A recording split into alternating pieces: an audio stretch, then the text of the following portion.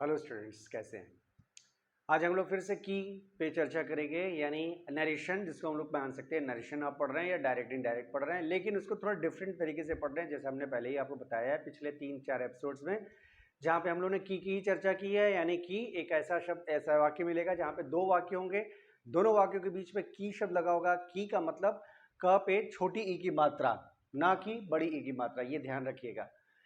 तो जब की शब्द के माध्यम से दो वाक्यों को जोड़ा जाता है, तो उस की शब्द की इंग्लिश जो होती है, कभी कभी दैट होती है, कभी इफ होती है, कभी वेदर होती है, और कभी किसी WH को वर्ड को ही की मान लिया जाता है।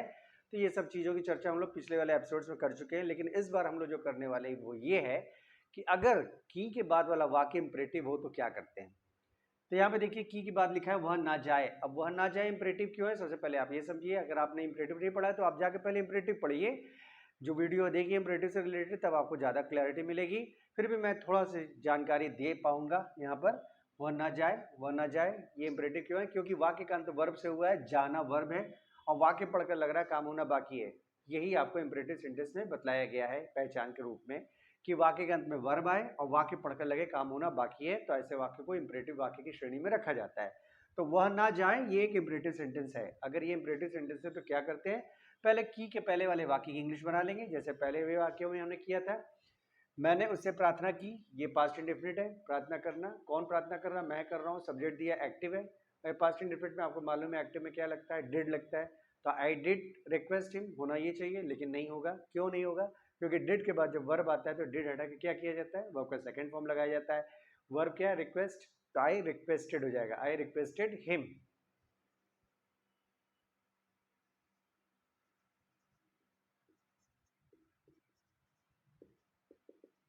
फिर क्या करना है, जहां पे की लिखा है ये, इसकी इंग्लिश बनानी है। यहां पे इसकी इंग्लिश होगी दैट। इसके बाद वह ना जाए, इसको ट्रांसलेट करना है। जब इस वाक्य को ट्रांसलेट करेंगे तो इसमें एक फिक्स्ड हेल्पिंग वर्ब है जिसका हमेशा प्रयोग करेंगे, वो है शुड। क्यों? क्योंकि वह ना जाए का मतलब हो रहा है उसे नहीं जाना चाहिए। क्लियर है? इसलिए यहां पर शुड का ही प्रयोग हेल्पिंग के स्थान पर करेंगे। तो क्या होगा, वह ना जाए, ये एक्टिव आपको मालूम है, कौन जा रहा है, वह जा रहा है, सब्जेक्ट दिया है तो खाली शुड लगाएंगे। तो ही शुड नॉट गो।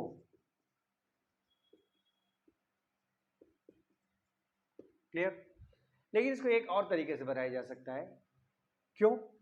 अगर की के बाद वाले वाक्य का जो सब्जेक्ट है क्या है, वह, और की के पहले वाले वाक्य का जो ऑब्जेक्ट है वो क्या है, उससे। तो यहाँ पे ये सब्जेक्ट है, इस वाक्य में वो ऑब्जेक्ट है। अगर की के बाद वाले वाक्य का सब्जेक्ट और की के पहले वाले वाक्य का ऑब्जेक्ट दोनों एक ही इंसान हो, वो दोनों शब्द एक ही इंसान के बारे में प्रयोग किया जा रहा हो, उस केस में आपको क्या करना है, दैट ही शुड हटा देना है और टू लगा देना है। कहां पर? वर्ब के पहले, वर्ब के पहले टू लगा देना है। तो ये दूसरा तरीका बनाने का। तो देखिए क्या होगा, आई requested him,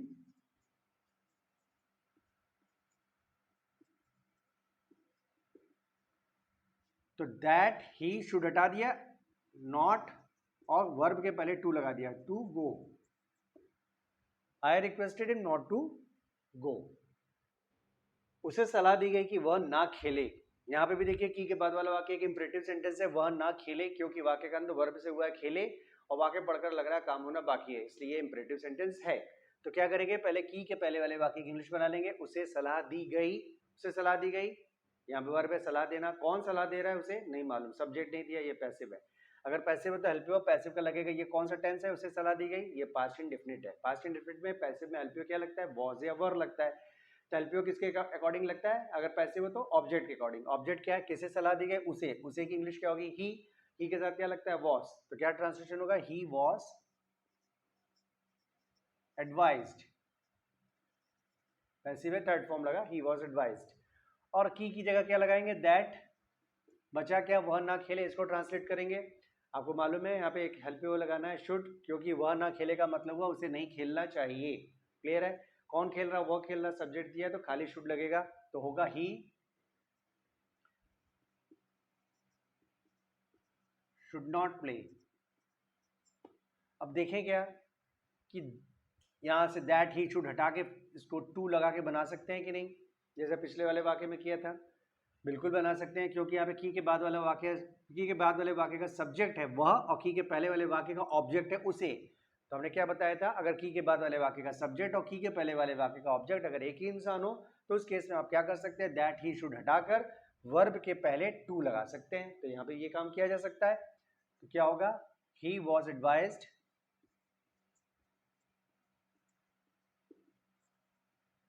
that he should हटा दिया और नॉट और वर्ब के पहले टू लगा दिया, तो to play. He was advised not to play. मैंने उसे कहा कि समय ना बर्बाद किया जाए। यहाँ पे भी देखिए की के बाद वाला वाक्य समय ना बर्बाद किया जाए, ये इंपरेटिव है क्योंकि वाक्य के अंत में आया है वर्ब समय बर्बाद किया जाए और वाक्य पढ़कर लग रहा है काम होना बाकी है, जो कि इंपरेटिव सेंटेंस की पहचान होती है।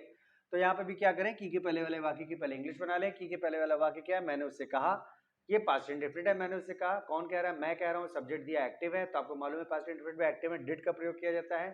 तो होना क्या चाहिए, आई डिड टेल हिम, लेकिन डिड के बाद अगर वर्ब आता है तो क्या किया जाता है, डिड हटा के वर्ब का सेकंड फॉर्म लगाते हैं।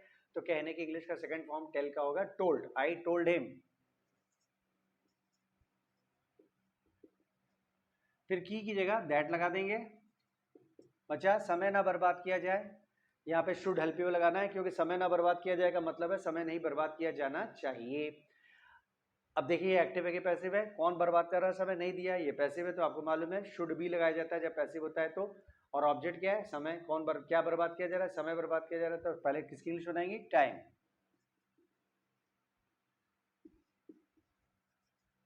Time should not be wasted. अब देखें क्या, दैट के बाद वाला जो सब्जेक्ट है और दैट के पहले वाला जो ऑब्जेक्ट है वो एक ही इंसान है कि नहीं। यहाँ देखिए दैट के बाद सब्जेक्ट है टाइम और दैट के पहले वाले वाक्य में ऑब्जेक्ट है हिम। तो ये तो टाइम है और ये हिम है, ये तो दोनों अलग अलग है। ये किसी एक व्यक्ति या वस्तु के लिए नहीं प्रयोग किया जा रहा है ये दोनों शब्द।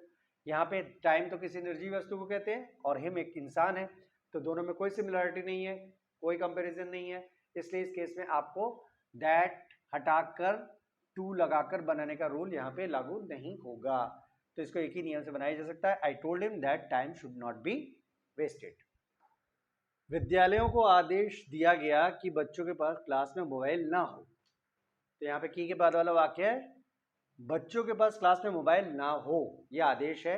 की के बाद वाले वाक्य का अंत हो शब्द से हो रहा है और वाक्य पढ़कर लग रहा है ये जो आदेश दिया गया वो बाद में होगा, उस पर लागू किया जाएगा, उस आदेश को, उस आदेश का पालन किया जाएगा बाद में। अभी नहीं हो रहा है लेकिन बाद में होगा, ठीक है। इसलिए ये भी इंपरेटिव सेंटेंस की पहचान है, बताया जा चुका। जब इंपरेटिव सेंटेंस पढ़ा होगा तो उसमें बताया गया कि अगर वाक्य के अंत में हो शब्द आए और वाक्य पढ़ के लगे कि काम होना बाकी है तो भी वो इंपरेटिव सेंटेंस की पहचान होती है। तो चले शुरू करें। पहले की के पहले वाले वाक्य की इंग्लिश। विद्यालयों को आदेश दिया गया, आदेश देना वर्ब है, कौन आदेश दे रहा नहीं मालूम, पैसिव है और ये भी पास्ट इंडेफिनिट है तो हेल्प यू क्या लगेगा, वॉज या वर्ब। ऑब्जेक्ट क्या, किसको आदेश दिया गया, विद्यालयों को, तो विद्यालयों का ऑब्जेक्ट और विद्यालय बहुवचन है तो आपको वर्ब का प्रयोग करना है हेल्प यू के स्थान पर। तो दिस स्कूल्स वर ऑर्डर्ड, की जगह दैट, बच्चों के पास क्लास में मोबाइल ना हो। यहाँ पे देखिए वर्ब नहीं है, मोबाइल वर्ब नहीं है, तो यहाँ पे शुड का तो प्रयोग करना ही है, आपको पहले बता दें, क्योंकि बच्चों के पास क्लास में मोबाइल ना होगा मतलब हुआ बच्चों के पास क्लास में मोबाइल नहीं होना चाहिए, तो शुड का तो प्रयोग होगा ही होगा। लेकिन ये पता कर ले यहाँ पे वर्ब नहीं है, मोबाइल वर्ब है नहीं, तो क्या करते हैं, जब वर्ब ना हो तो आपको बताया जा चुका है सबसे पहले किसके पास लगा के प्रश्न करते हैं, किसके पास मोबाइल है, बच्चों के पास। उत्तर मिल गया तो क्या किया जाता है, एक्टिव का एलपी लगाते हैं और हैव लगाते हैं वर्ब के स्थान पर, ठीक है। ये तो आपको पहले ही बताया जा चुका है जब आप टेंस और मॉडल्स पढ़ रहे थे तभी। तो जो लोग नहीं जानते ये सब बातें पहले जाकर टेंस मॉडल्स पढ़े तब उनको ये बातें समझ में आएंगी। तो यहाँ पे लगाना है हैव और एक्टिव का एलपी लगाना है शुड। तो क्या होगा, सबसे पहले सब्जेक्ट इंग्लिश, बच्चों के पास, द चिल्ड्रेन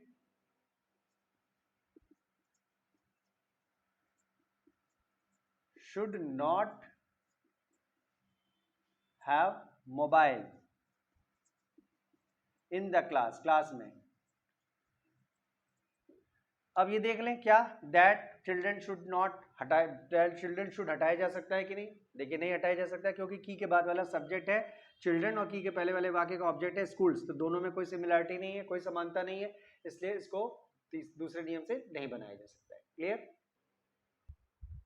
मैंने उससे कहा कि चाय में चीनी ना हो, तो यहाँ पे देखिए की के बाद वाले वाक्य इंपरेटिव है, चाय में चीनी ना हो, क्यों है? क्योंकि वाक्य के अंत में हो आया है और वाक्य पढ़कर लग रहा है कि जो बात कही जा रही है वो भविष्य में हो गया। अभी चीनी तो बनी, अभी चाय बनी नहीं है, चाय बनने से पहले मैं आदेश दे रहा है या सलाह दे रहा है या उससे कह रहा है, मैं उससे कह रहा हूँ कि देखो चाय में चीनी ना हो, तुम चाय बनाने जा रहे हो लेकिन चाय में चीनी ना हो। अर्थ क्या निकला? चाय में चीनी ना हो मतलब चाय में चीनी नहीं होनी चाहिए।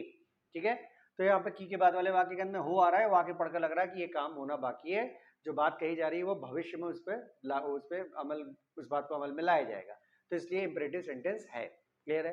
तो सबसे पहले की के पहले वाले वाक्य की लिस्ट बना रहे, मैंने उससे कहा, कहना वर्ब है, कौन कह रहा है? मैं कह रहा हूँ, सब्जेक्ट है और ये एक्टिव है और वाक्य का अंत वर्ब से हुआ है, वाक्य पढ़कर लग रहा काम हो चुका, तो ये पास्ट इंडेफिनिट है, तो क्या लगाते हैं? डिड लगाते हैं एक्टिव में, तो आई डिड टेल हिम, लेकिन डिड के बाद वर्ब आता है तो क्या किया जाता है? डिड हटा के वर्ब का सेकंड फॉर्म लगाते हैं, तो आई टोल्ड हिम होगा, आई टोल्ड हिम दैट, की जगह दैट, चाय में चीनी ना हो, इसमें वर्ब नहीं है, चीनी वर्ब नहीं है, तो आप जानते हैं जब वर्ब नहीं हो तो क्या करते हैं? किसके पास लाकर प्रश्न करते हैं, किसके पास चीनी है? इस प्रश्न का उत्तर तो मिला नहीं, जब किसके पास से उत्तर ना मिले तो वर्ब की जगह हैव का प्रयोग नहीं किया जाता है और पैसिव का हेल्प यू लगाते हैं, एक्टिव का हेल्प यू नहीं लगाते हैं। तो यहाँ पे पैसिव का हेल्प यू क्या लगेगा? शुड बी लगेगा, हेल्प यू अप, लेकिन अभी सब्जेक्ट तो मिला नहीं क्योंकि आपने किसके पास लगा कर प्रश्न किया, उत्तर नहीं मिला, तो आपको प्रश्न, दो प्रश्न और करना पड़ता है सब्जेक्ट खोजने के लिए अगर वर्ब ना हो। वो वर्ब को प्रश्न क्या है? कौन या क्या चीज, कौन चीनी है या क्या चीज चीनी है? इस प्रश्न का भी उत्तर मिल रहा है? नहीं मिल रहा है, तो यहाँ पे सेंस ये निकला कि इस वाक्य में सब्जेक्ट नहीं है, तो सब्जेक्ट की जगह देयर का प्रयोग आपको करना है, तो देयर शुड नॉट बी